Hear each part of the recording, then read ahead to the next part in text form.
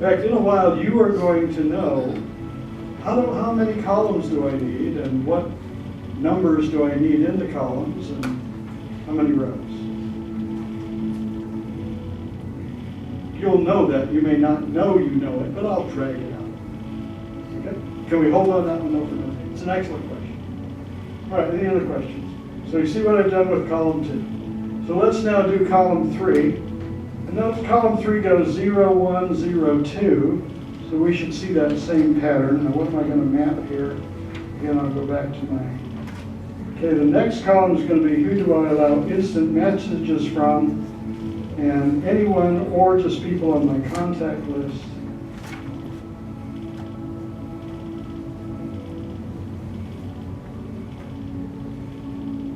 So the next column here is anyone and just people on my contact list. So remember it went 0, 1, 0, 2. So anyone, contact list, anyone. Now again, the 2, I don't need a 2, right? Really, it's like when I went to the back of this fabled book, I found an array that was slightly bigger than I needed. And that's okay because I couldn't find one that was exactly the right size. We'll talk about what that means a little bit. So do you see how I'm filling these in? So let's just kind of march across the next one here. Who do I show that I have video to? Either just people on my contact list or no one. The next one. Do I show my online status? Either yes or no. Again, I got some 2s there that I don't need. Next column, do I allow or do I accept cookies? Yes or no. And then this final one I've reserved to the last, that's the history one. And remember the options that we had are no history, 2 weeks, 1 month, 3 months, or forever. So at this point, I've taken this orthogonal array that I found. And again, I haven't really told you how I found it yet. How do I know this was a good one? That's your question. And once I found it, though, I have filled it in. And now I have a set of test cases. I have 18 test cases. Now there's still some issues that we need to deal with here. First of all, there's the good news. We've gone from 480 down to how many? 18. So instead of doing 480 different test cases, I only have to do 18 test cases, and in doing so, I will test all the pair combinations. All the pairs in our problem statement. Okay? I'll test them at least once. Now, what about the cells that still have these funny values? What about our 2s and our 5s? First of all, why do we have such cells? They're kind of leftovers, aren't they? Why do we have them? That's because when I picked this particular orthogonal array, I picked one that was slightly too big. Okay? But again, it was the closest one. It was the closest match that I had. So it's not an error on my part. It's just that's kind of the best we can do. So we have these extra cells because we can't get orthogonal arrays that are exactly the right size. So what should we do with them? What should we do with them? Let's just look at this. Let's look at the first column. We've got these 2s down here at the bottom from rows 13 to 18. What should we do with those? Could we do? There's a really good answer and a really bad answer. Somebody give me the bad answer? Ignore them. Throw them away. That is a wonderful, really bad answer. Don't do that. Remember the old joke, doctor, it hurts when I do this. Well, don't do that. Because if you were to throw away rows 13 through 18, what would you throw away? You would throw away test cases that probably do not appear anywhere else. There's probably, and I haven't looked at them in detail, but there's probably a combination here in somewhere in 13 through 18 that does not appear in 1 through 12. So whatever you do, do not throw away rows.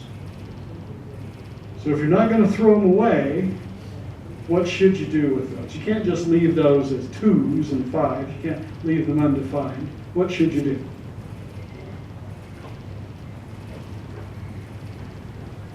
Just assign them a valid value. Okay? So on 13, we could make that either anyone or contact list. 14, we could do the same, anyone or contact list, and so on and so on. And that's what we do. Now, how do we know of the valid ones which we should pick? And there are all kinds of schemes I want to share with you. One of the tools that I use just picks the first value. You know, in our situation, anyone is the first one, so that's what it'll plug in rows 13 through 18. Whichever one it found first, that's what it'll plug in. What I do personally is I alternate the values.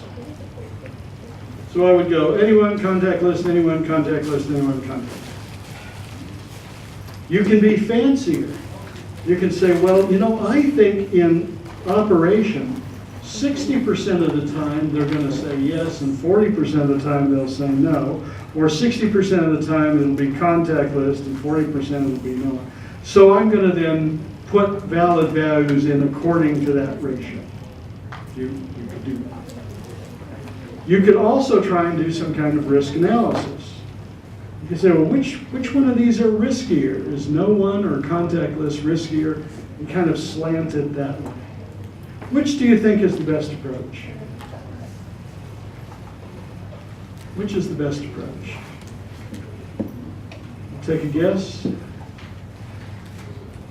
Risk analysis? Nope. Nope. Nope. Nope. You see the pattern here? There is no data. There's no one who has any data that says any one of these schemes is better than any other scheme. And if you think about it, that kind of makes sense. We've got all the pairs anyway, right? Somewhere in the rest of the table. So putting it in again, especially in some kind of interesting ratio, it's not going to help us. So don't waste any time. I actually moderated an email argument about this issue some years ago between two people who have very strong opinions and absolutely no data. And I thought it was humorous that they were so emotionally attached to their idea and yet had no proof at all. So like I say, my scheme, I alternate the values. Why? I just do. Makes me warm and fuzzy inside. But I know that my scheme isn't any better than the others. All right, so that's what we do. We just fill those in with valid values. So when we do that, what is our final? My battery is very low.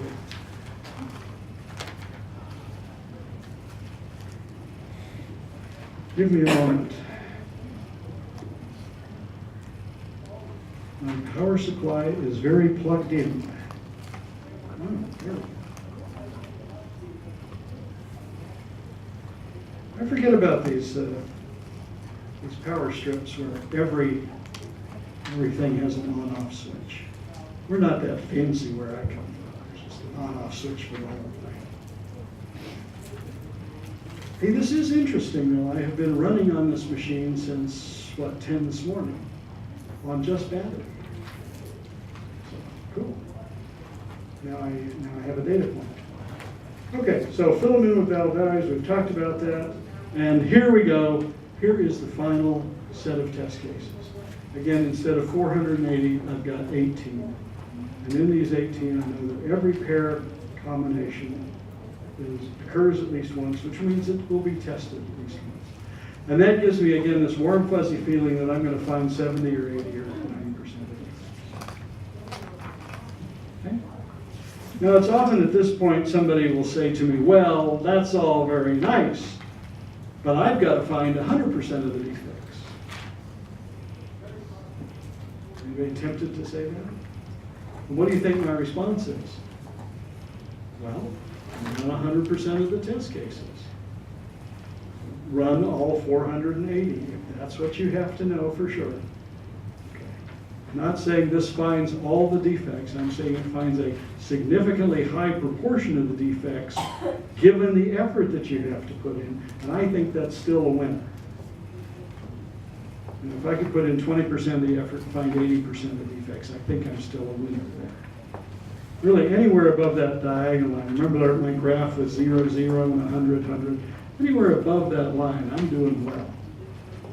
Because I'm finding more defects than I'm investing effort for, expected effort. Okay, so that's what it's all about. This is what orthogonal array testing is all about. Okay. Now, let's just chat for a second. Do you see any place in your testing work that this pairwise testing idea might be useful? Do you have situations where you have lots of combinations, you would like to test them all, you simply can't because you don't have enough time, but you'd still like to find a pretty significant percentage of the defects? Could anybody share an example of a big set of combinations that they have?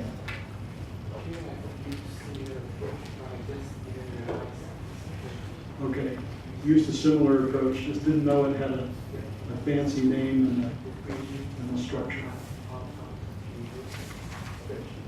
Okay. Good, good. Right? Anybody else have a situation they can share with us about large combinations? Please. We have these banking products. Banking products. Each runs up to 400 products against 200 functionalities. Okay, banking products, 200 functionalities. Different kinds of what's? Different functionalities, do you have different kinds of customers? No, different, let's say for example, loan product, housing loan, vehicle loan, a lot of these products. The bank sells these products. So each of these products behaves differently.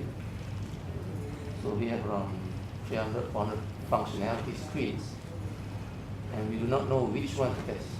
There are too many of them. Now, there's a difference between just having a long list of functions to test and having interactions. Okay, the long list of functions, this isn't really useful. But if you had like a number of different kinds of loan products, and you had different kinds of customers, big customers and little customers and government customers, and then you've got a pair combination issue. Okay, so that's what you want to be looking for, is pair combination issues. Anybody else have one they'd like to share? All right, let's continue on. So I want to stop talking now about the orthogonal array approach and tell you about another approach that's much simpler. And it's something that James Bach has created, discovered. If you don't know James, you really should. As a software tester, he is a really bright guy. I recommend him highly. You should read everything you can from James. His most recent contribution to our world is the concept of exploratory testing, trying to get us off of scripted, formal, tick this off, tick this off, tick this off, and actually exploring a product, trying something, seeing what happens. If it doesn't work, then exploring some more, not just going on.